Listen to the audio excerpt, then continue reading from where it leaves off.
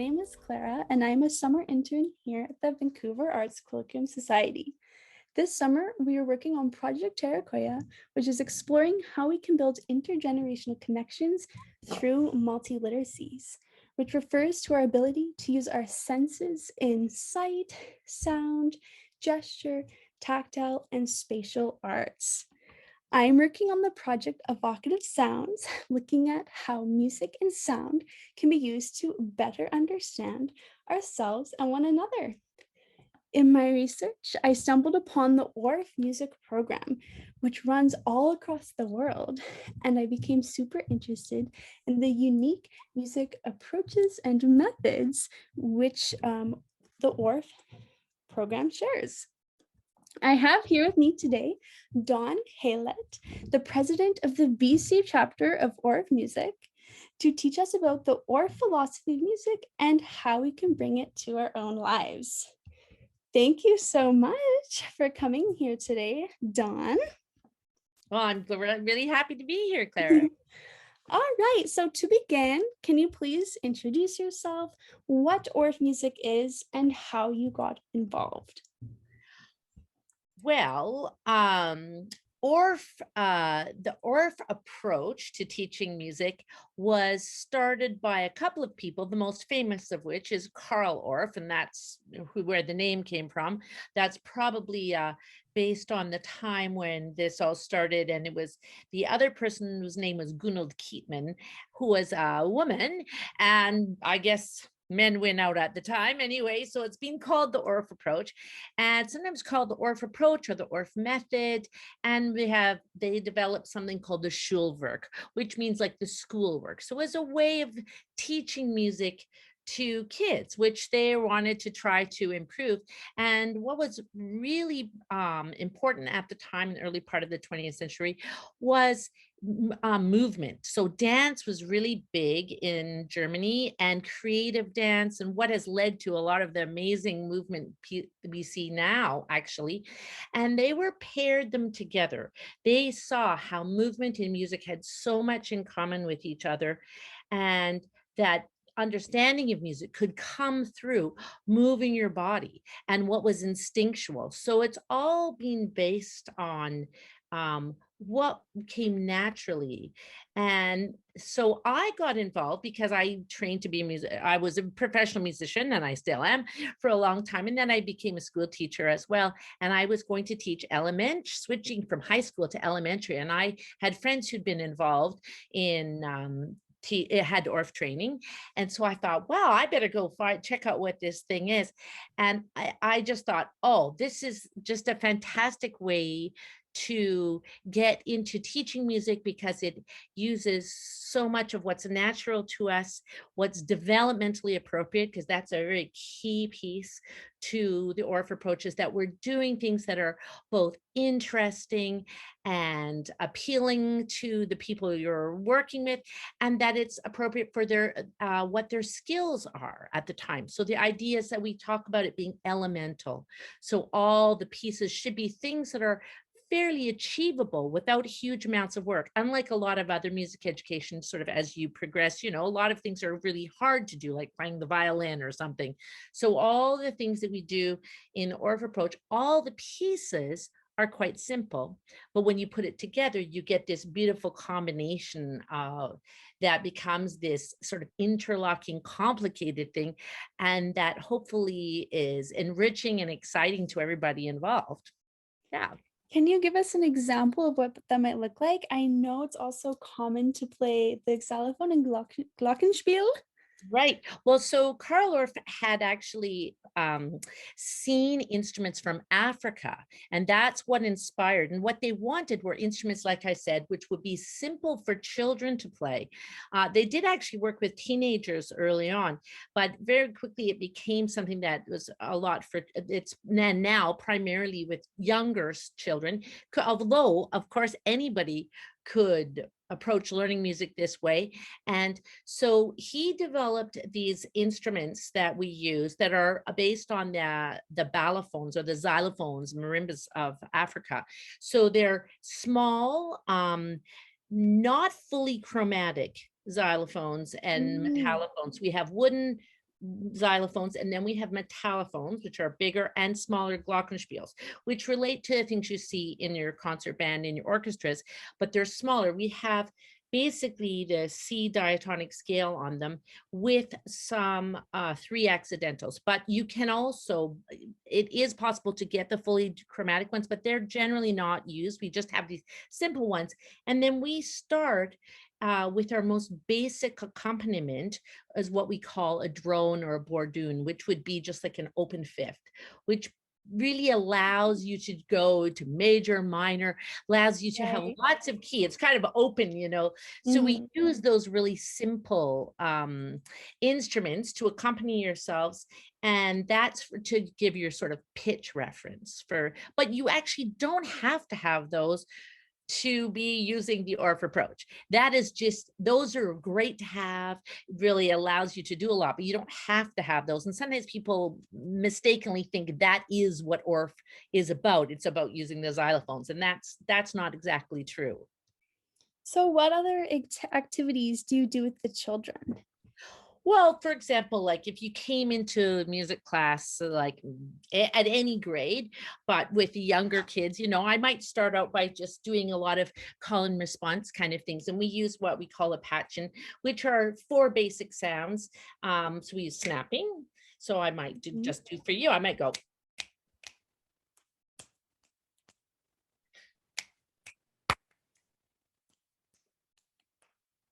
And I might, so there's snapping, clapping. Now the other 2 are going to be hard for you to see since we had to do this on Zoom.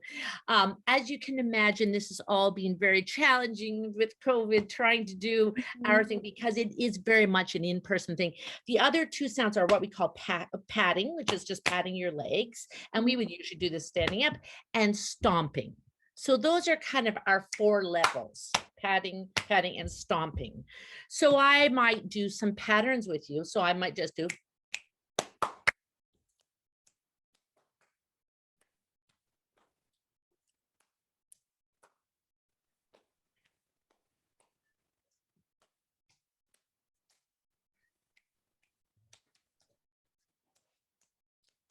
So I might do some variations, and I might start layering them up. So I might do like some patterns, and then I might start building one where I do the first pattern and then I do this at another pattern. I can make them longer.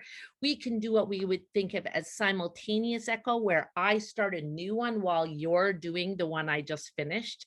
And so so rhythm is really fundamental. And this, of course, relates to the dance portion, the dance and the movement piece. So good Orff teaching always will include movement and using your body. And the idea being that your body is your first instrument, right? This is something that from the time you're born.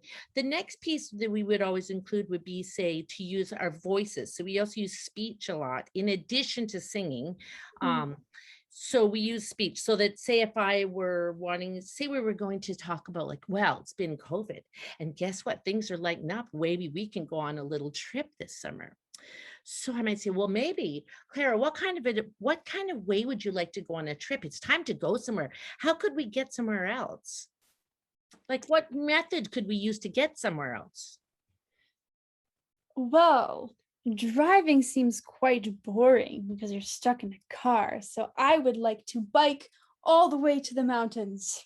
You like to bike? Well, a bike could be really fun, but it might be pretty far. Maybe we might need to take the train and put our bike on the train. So maybe we could take a train as well. And so maybe we'll may have a little song. And so we're going to do a song about going on a trip. So we might do a little song, and songs might be called Going on a Journey. So we go, going on a journey over land and sea. And then you might sing it back to me. Going on a journey over land and sea. Going on a journey to see what we can see. Going on a journey to see what we can see. And then we might make sure we can sing the whole song. So it's a simple little song. We often will use simple songs. We might use folk songs. We might use nursery rhymes. But of course, nowadays, the nursery rhymes were used a lot because they would be common things that everybody knew. But now we know we have a very different kind of community now where we don't necessarily have common nursery rhymes or common songs. We might have, other than pop music, and we might use some pop music too sometimes, but the idea being that, so we might have to teach new songs or make up new songs with our kids. But so we might start with, I teach you a little song. I might maybe tell you a story. Maybe we can do a little drama piece. So we do some drama perhaps. And maybe then I might teach you the accompaniment part for those xylophones. So we might use our body to do it. And they say, you might go, watch out. Here it comes. Watch out. Here it comes. Watch out. Here it comes. Now that could be our bass xylophone part. And that we just say, we're going to, and you get to know these basic bordunes. And it's just watch out. Here it comes. Right. I wouldn't say quarter, quarter, eighth, eighth quarter. I would just use my language to do that. And little kids, right away, they can do that. So right away, they've got it. You just got, you just need to be able to read 2 letters. Let's put our mouths on C and G, and we would play that. And then maybe we teach you another little part. And maybe we're gonna say, oh, now what does the train do? Well, it's pulling into this station. So we're watching out. That's where we're looking out. Here comes the train.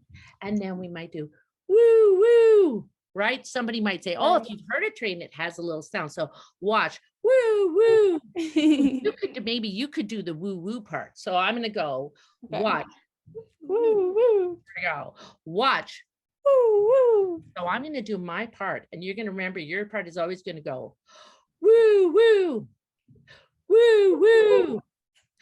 Woo, woo, woo, woo. Ready? Watch. Out. Here it comes. Watch. Out. Here it comes. And then I teach you your notes. So your part is the woo woo part, and you're going to maybe play 2 different notes. So I'm going to play the C and G. You're going to play the G and the E for that. And Sarah, as an Orff teacher, you learn some of the basic patterns and what works well. And then we might add some color parts. Maybe we would say we need a sound like you've ever heard. If you've ever been like getting on the train in England, they say mind the gap. So maybe we're going to make like a little wood block sound that goes mind the gap. Mind the gap, I would like that's so cute. Yeah, so we can add all these pieces up, and next thing you know, we've got a whole song, we've got our xylophones, and then we've got our little pattern going. Now we'll see if it works. I actually used a little thing called Chrome Song Maker, and I have a little accompaniment. Now I wouldn't use this necessarily at school, but if you wanted to use technology and you're a teacher who loves technology, maybe this would be a piece later after we learn to do the whole song. Maybe then we would figure out how to put it on here. So now we're leading to learning some notation. It's not traditional notation. And if I play it, and we can, I'm not sure you'll be able to hear it. Maybe just up a little bit. There you go. Yeah. So that's what we were worked out. Here it comes. I changed the rhythm. Watch. Out. Here it comes. What? Woo, woo, woo, woo, woo, woo. Mind the gap. Woo, woo, woo, woo. Mind the gap. So there's our 3 parts. Now we could put on top of that, we often use in Orff teaching, not everybody. Again, if you don't like the recorder, maybe you won't use the recorder, but the recorder has long. I have one here. Yeah, it's long been a simple one that we used in Orff classes because it's cheap.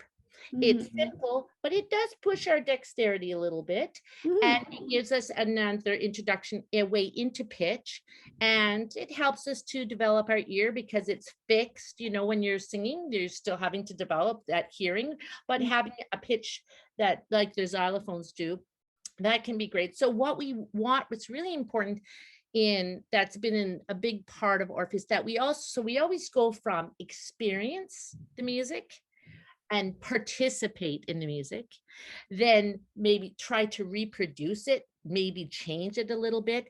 And we always try to include some improvisation.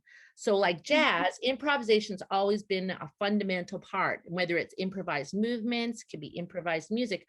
We want to include improvisation, and that's our way to get to that next step of understanding. So it's kind of experience, just experience, play with it, and then go beyond it. So maybe while we had our little accompaniment, maybe we would just use 3 notes even. We could, because we were using a basic C accompaniment, we could just use our G and E, maybe the G and the A, those 3 notes, which are all part of our pentatonic scale, which we use little note sets. And no matter what we play, it's going to sound good. So we could do, while they're going on a journey song list, you could just,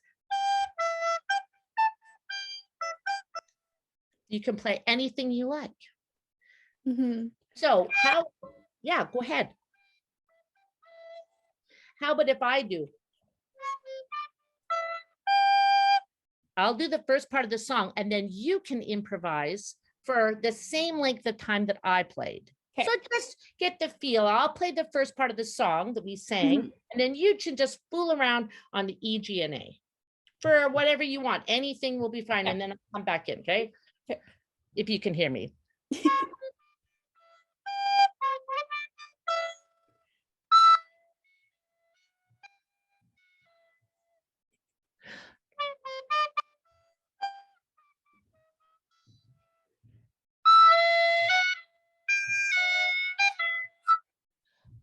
Great. Now, obviously, Zoom likes to turn us off. So as soon as we start playing, it cuts us off.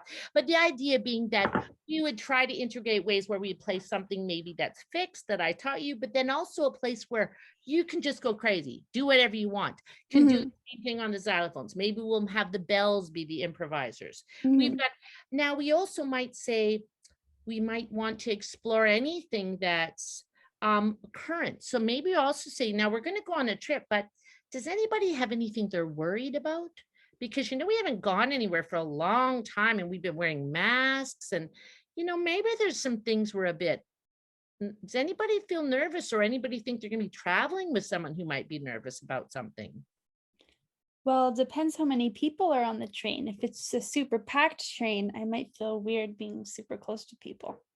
So fear about close, could you think of how would you want to move your body if you're scared, if you're nervous about that? How might you hold your body, do you think? Yeah, it's like kind of closed in almost. Okay. Yeah, so maybe we might even use some recorded music or a simple accompaniment. So we might start to build a dance to go with this as well. And we could build a bigger form where we play our song with the accompaniment. Then maybe we sing the song while some kids are accompanying. Then we're going to do a dance and maybe we'll put a dance. Now, what kind of thing could we do? How would you feel when you get off the train and you get to the mountains? You're talking about going to the mountains. There's all that space. How are you going to feel then with your body when you get there? I want to open up. So maybe we can have 2 bits of music, one for the closed in music and then for the opened up. And we'll do this in partners, or we could do something, we could use some words. And one of the, we've often used the Laban, I don't know if you know about Rudolph Laban, but Laban was an innovator in dance. And so there's something called the Laban efforts.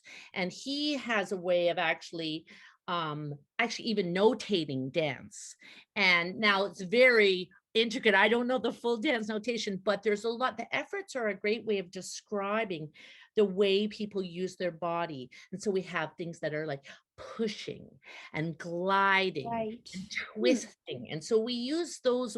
That's one of the areas, but there's many others as well. But Laban has been used a lot within the Orff teaching as a way to give vocabulary for children and for movement and for creative movement, to help them to think about that and to use your body. And then we can build these big structures and using ideas from the students of what they're interested in. And we could explore then even some of those social emotional things about like what they really are scared about, but we're creating something art. So it's a way to maybe talk even about something that's challenging to address. So does that give you some of the ideas of? Oh, I have this total image in my mind of all these children doing different things, but it's cohesive. And that's what I find so interesting about it. And because it's so simple, the children are able to get on board easily and quickly. And I just imagine for them how it must feel so good to feel like they're part of a team and creating something where everybody understands what the other person is doing, and that really that I feel like that's so nurturing and incredible. Well, you can't do any of it, all of it by yourself, but Yeah, everybody can do any piece of it. So right, and ideally you teach everybody everything. So everybody's got to right. do every part of it. And then when we come to if we're going to do a sharing or a performance, Mhm. we might choose, we can't all do every single piece necessarily in the performance. We might choose the bits we like the best, or Mhm. what we feel we want to do in our performance. But yeah, I think it really builds a community. You get that building of interconnectedness, something that's relevant to you, maybe something you created. And the idea being too that you're building skills and literacy, and ultimately also a real understanding. So we start Mhm. out, we don't start with, I want to make sure you understand. Now, how this works is we're going to take, Right. here's a quarter note, and now we making it, so the idea, Mhm. all at the end of the day, you hopefully will have all those understandings, but you're going to learn about form through building things that have a form. But I'm not telling you, oh, this is going to be ABA or rondo form. We're just going to experience ABA form or rondo form, because we're going to do our song, our dance, and our song. And now there's ABA. Oh yeah, that's what an ABA form is. So, how do you think the children feel different moving forward in the rest of their life after they do this? Do you think that some of these skills transfer to when they aren't playing music? I would hope so, in the sense that, I'm mostly teaching right now. I actually teach mostly high school, actually. So I'm a band teacher as well. So I do a lot of band teaching, and I see what what I hope it builds for students is that, one, the arts are connected. And it relates to your life, right? That it's not just, like some people might think of, well, if you're in the arts, you take piano lessons or not. And that's fantastic, but that's not everything, right? That our lives and music all connect, they all go together. You learn about collaboration and cooperation, because you have to work in, often we do things in small groups, maybe they create something on their own, so you have to learn how to work with other people.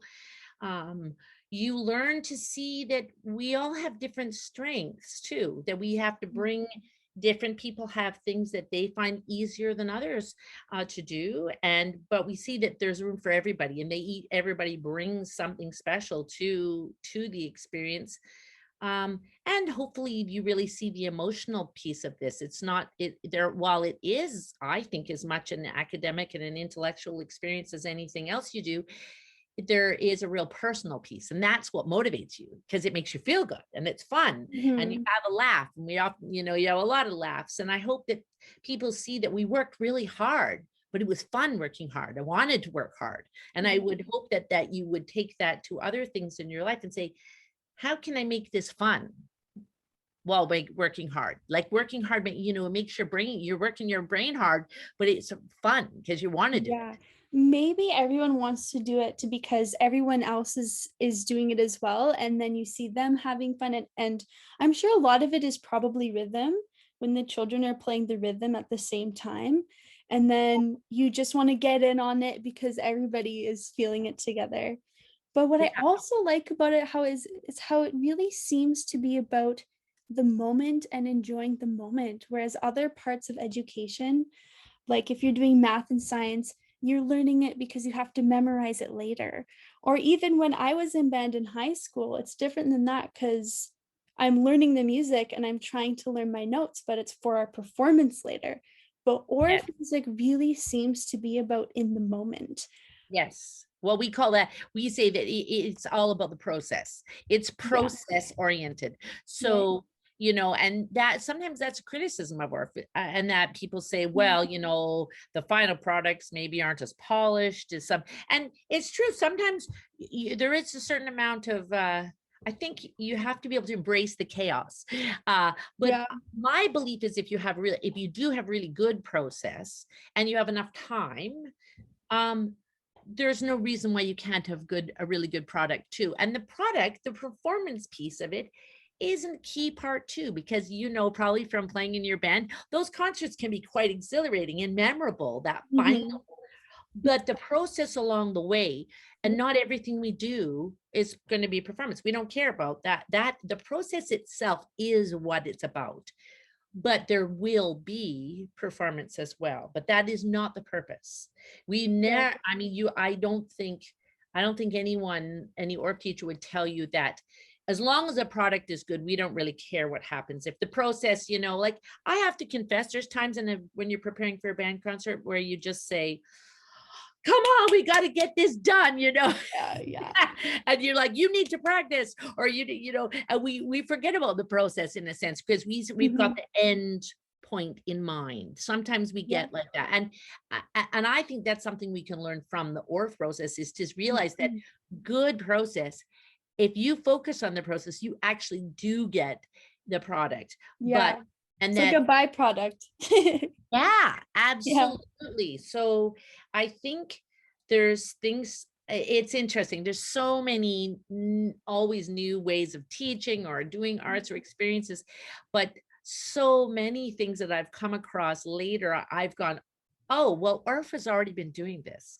Like we've been doing Right. this kind of things, pattern recognition, which Mhm. can relate to coding, which can relate, Mhm. social emotional learning, Reggio. I don't know if you've heard about Reggio, but I mean, the Orff, and also when we talk about Karl Orff and Gunnar Kieman, absolutely the foundation, but really it has expanded hugely because it's been adopted by people all over the world in Mhm. I wouldn't want to say every country, but really a vast number of countries in the world have teachers who are real adherents to the Orff process, and they bring their own music, their own Mhm. rhythmic understandings, their own Mhm. ideas and stories and personal experiences, and the idea is that for each person who's the teacher, you need to follow what you are good at or what you feel comfortable doing. And I mean, I would encourage everyone to push themselves to try the bits that maybe make you scared. That's maybe a good thing Mhm. that you should try. But some people are more comfortable with the improvisation piece than others. Some people are more use the guitar a lot because they're a great guitarist. Other people will use a recorder, other people won't. There's no absolutes about this. You should use what you have, what you know, what you can share with the kids, and really reflect what you're experiencing. So it's supposed to be child-centered, developmentally appropriate. So therefore, like you were talking about older with adults or older people, there's no reason why we can't do this same process. And if you ever went to an Orff workshop, which are, as I said, are for teachers, you'll see we don't sit down and have a lecture from our clinician.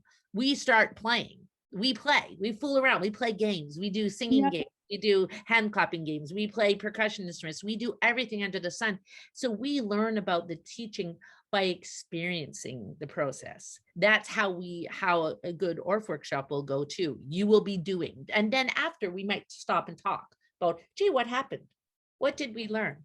How were we doing that? And then, we might do that reflection piece after, but we would always start by doing things. So it's always experience.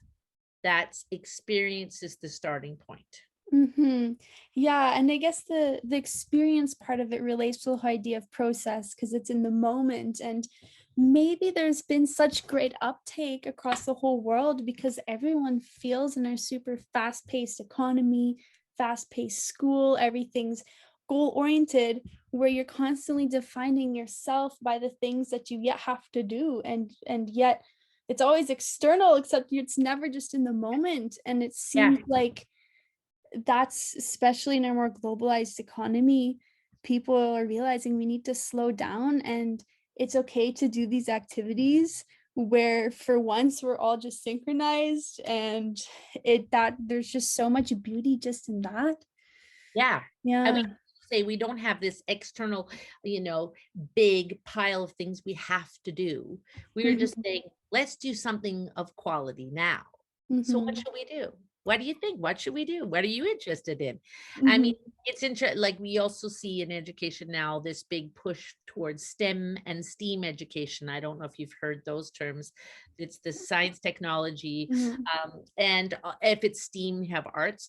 And but we that all is still encompassed within to our approach with the Orff approach. I think we can explore everything. I mean, I've done Mhm. shows with my students on everything from the life cycle of salmon to civic politics.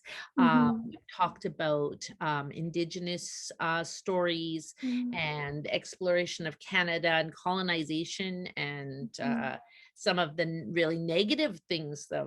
as a result of colonization, and explored those through doing shows and music and movement and Right. How do yeah. you think that communicates certain lessons in maybe a deeper way or just with a different understanding or impression?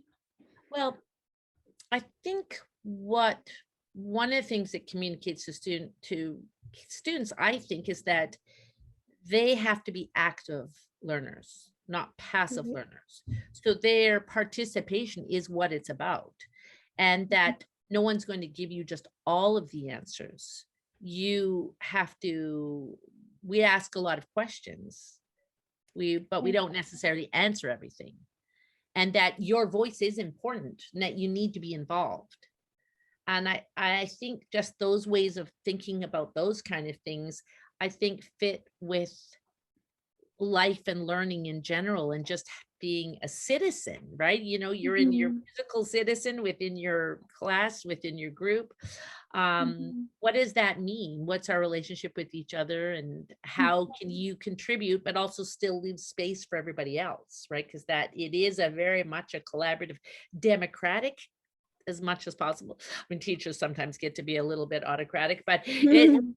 we try to make it a more of a democratic process. And I think that's really important life lesson that relates, it's very much a holistic, it's a holistic way of learning that Right. I think fits through in like anything. It's complicated while each piece is very elemental. Like all the pieces are, you know how to do this, this already in a sense. Mhm. It reminds me, one of my other projects this summer was a collaborative drawing project with music.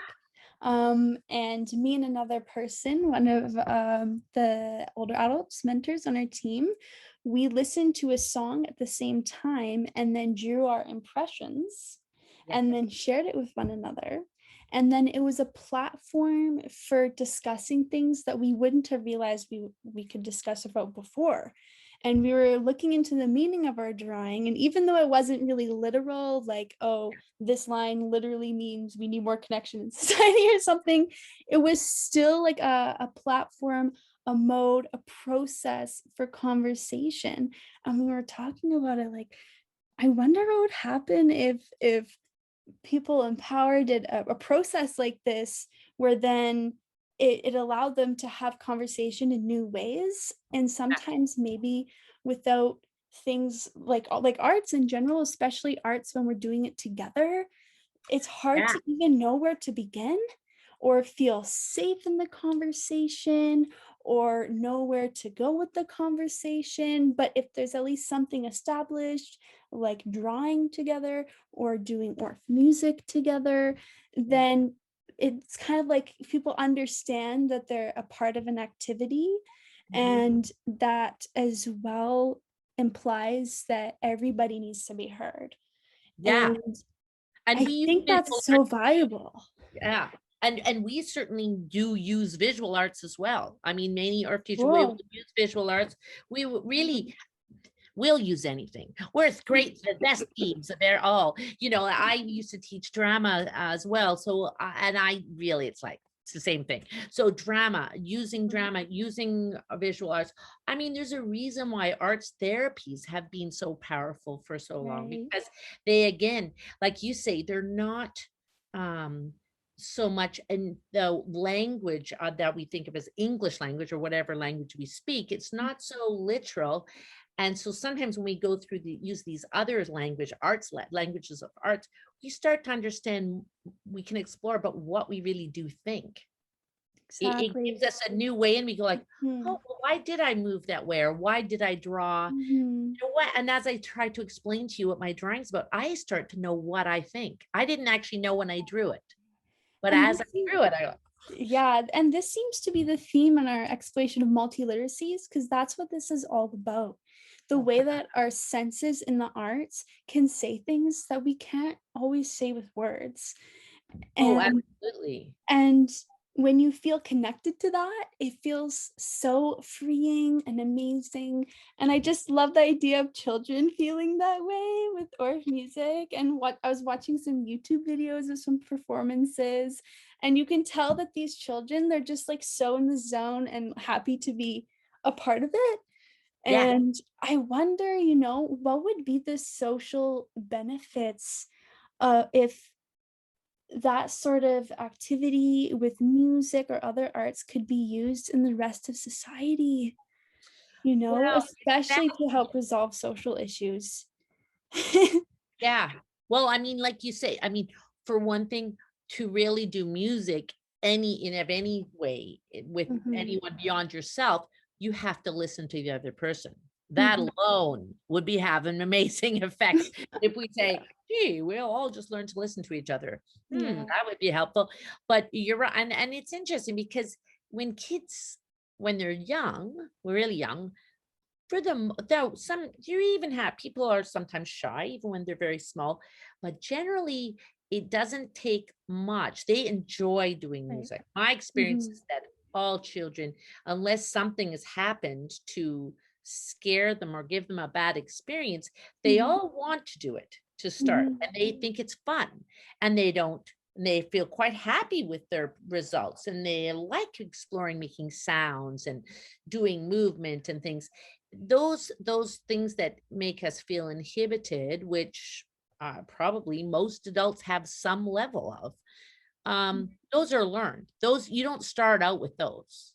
mhm, Unfortunately, those are the things we learn. And the more we think we have to be perfect and we think we have to be right.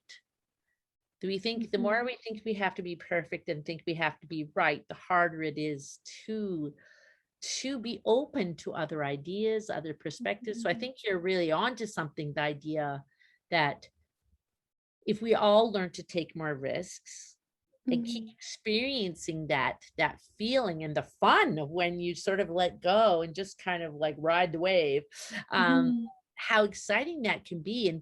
And especially when you take someone else's idea and you go with it, like, yeah, let's try your idea. Wow, that wasn't, and then I made your idea better because I participated in it. So it was even better than it started out.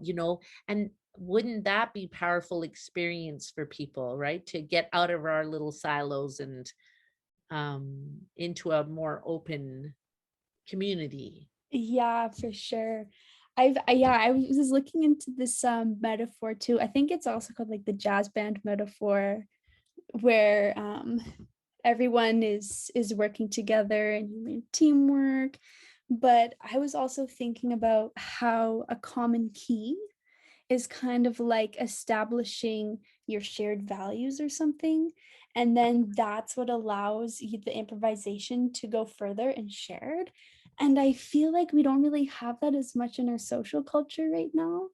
um, Uh-huh. Even just on shared values, everything could agree on, like security or sharing love and caring for one another. But I think it's the same maybe with the Orff activities, because the rhythms are simple. If you mess up, it's easy to go back in and nobody's judging you, and that's what allows it to be safe.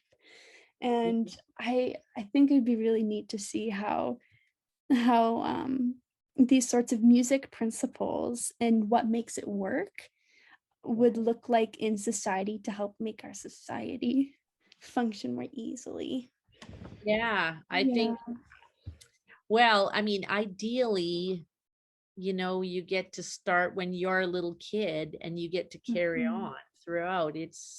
That's something that we would hope, but I guess, I mean, not everybody gets to have that. It's a harder sell once you're already grown up to get people to take those risks if they haven't had those kinds of experiences when they were young. Right. Do you see music as being a way for people to open up within themselves to those sorts of experiences? I think Maybe it's the more possible. emotional side of music? I think it's possible. I think one of the challenges you have for adults is that they actually have a lot of oral literacy. So they know what music sounds like. They know what they want music to sound like. And the hard part we have I have experienced this with friends who had not been involved in music, but love music, just love listening to music, but then they think, oh, well, I'm going to learn an instrument. Um, and very often they start with an instrument that's a complicated instrument. And so they're very impatient with their own progress, and so they don't feel they have enough skill to express themselves.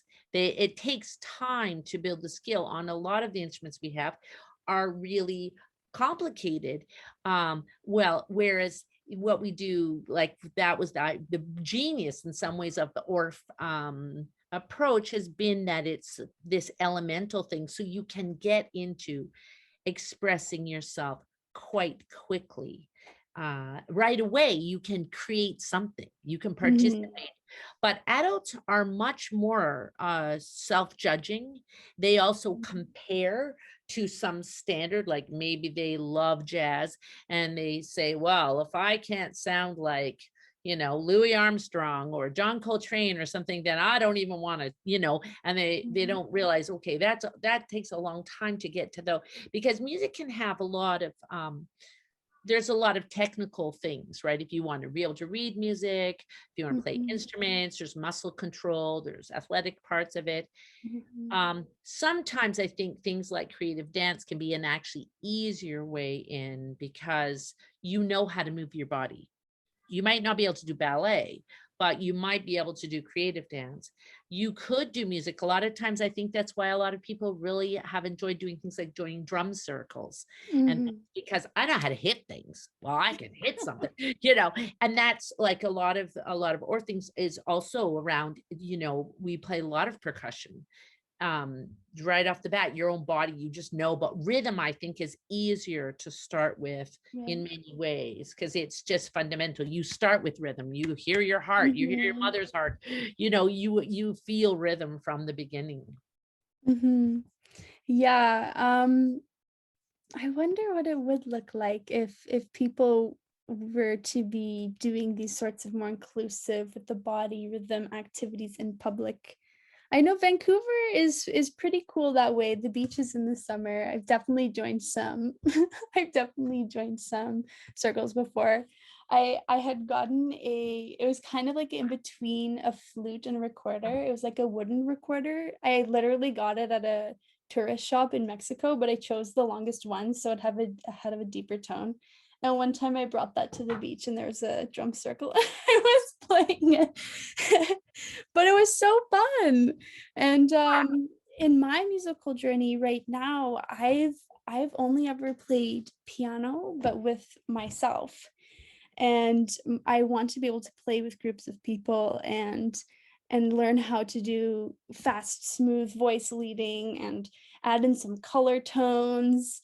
And it's definitely, I think the feelings that you would get, I'm assuming, I haven't jammed with people that much, would be super freeing because you understand what the other person is experiencing. You're experiencing the same thing, and it's just creating beauty together.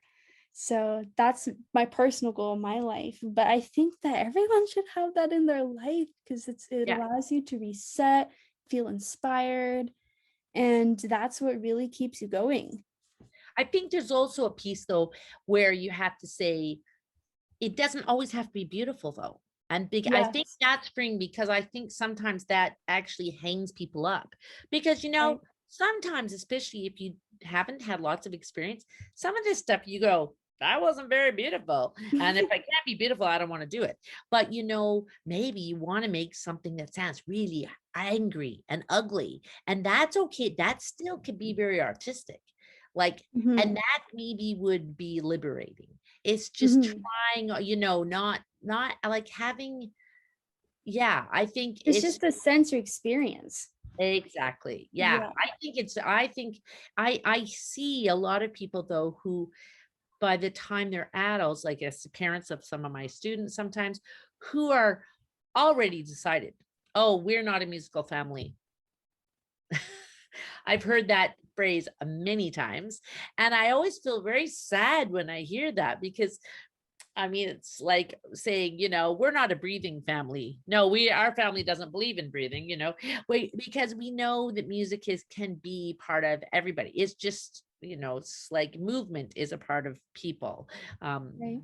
I think it's certainly there. Now, if you don't like it, if you know, for whatever, that's fine. But to label yourself as no, I can't do that. Mhm. That's sad that we have that. And the same thing with visual art, right? We see people who have not done any visual art since maybe grade 7 or even younger sometimes. And the thought of, you say, well, I'll just draw something and like, oh no, I don't draw.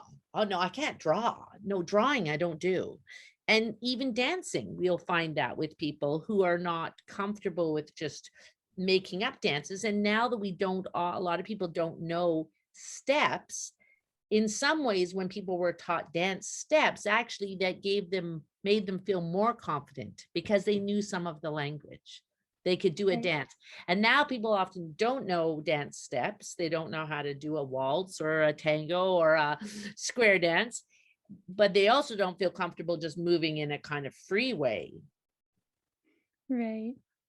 Yeah, I feel like when it's more of that authentic beginning stages where you're trying things out, that's when it's also so interesting for yourself and also for people to witness because it doesn't have that whole polished side of it. It's like more raw or Yeah. something. Yeah. And I think that's awesome to embrace. I've had that with my visual arts journey this past year. I've been learning how to draw hands and they look so funky and weird because I don't quite get it yet. Yeah. But they're also kind of cool and it's kind of interesting. And I was like, yeah, let's go. Yeah. Yeah. But that's a great, but you're really open. I'm And pretty open about it. you're Yeah. open and so I'm really interested in the people who I mean, I'm not worried about people like you. You're gonna It's go and dive in. It's the people who yeah. are maybe just if it doesn't look like a hand, I don't want to draw a hand. Like I'm not even gonna get, I'm not gonna draw a second hand if the first one looks wrong. And you'd say, like, Right. why would you think you'd be able to draw a hand perfectly the first time you tried? It's Yeah. like, and maybe like you said, who cares if it literally looks like a hand? Sometimes we need things that are just springboards to start.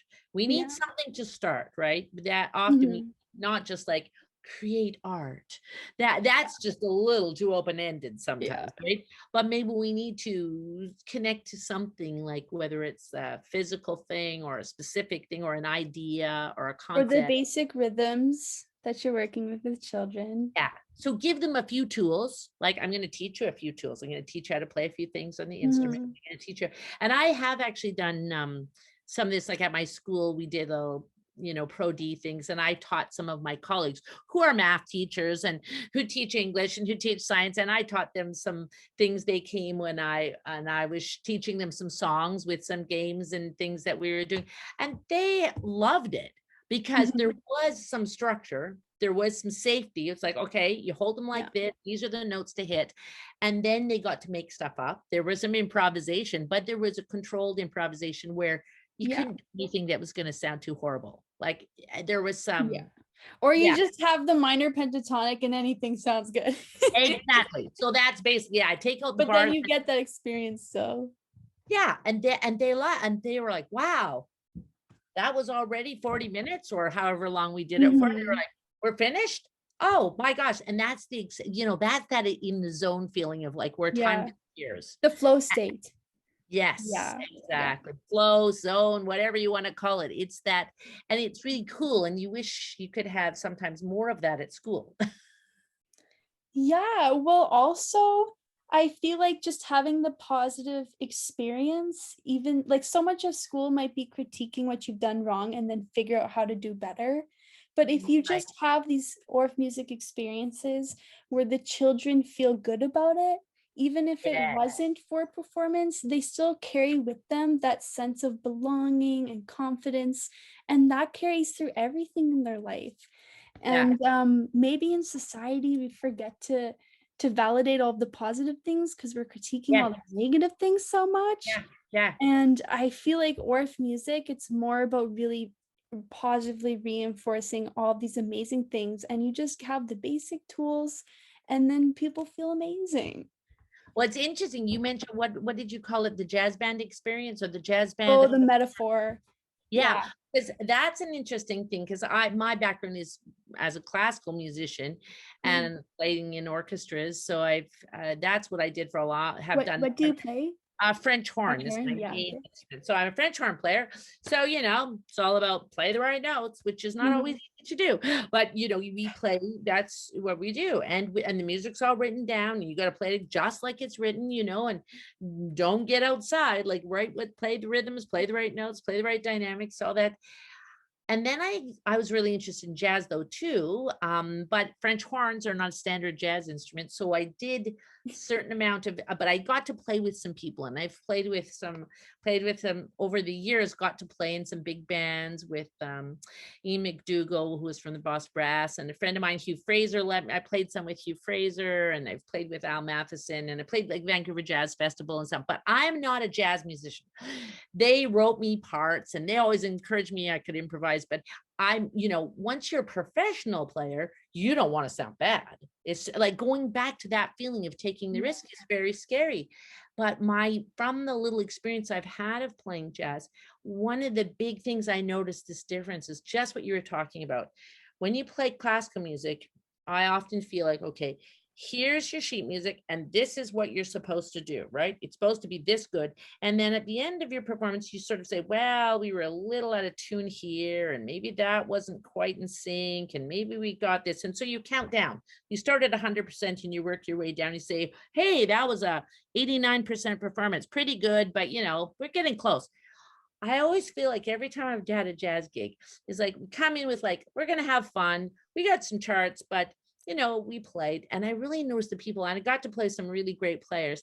And they would, we play, and then afterwards, people were about like, oh, that chorus you took in that tune was fantastic. And it's like it would build up. It's like here's Right. starting, and they like, and the whole night was about adding Mm. on, adding on, Mm. like, oh, that tune was cooking. That one was fantastic. And it felt like it was always adding on. And I Right. think that's a totally different mindset. Yeah, it's like a perception thing. It totally is. Yeah, it's very And you interesting. think, how do I love classical music too. So don't get me wrong, I love playing it.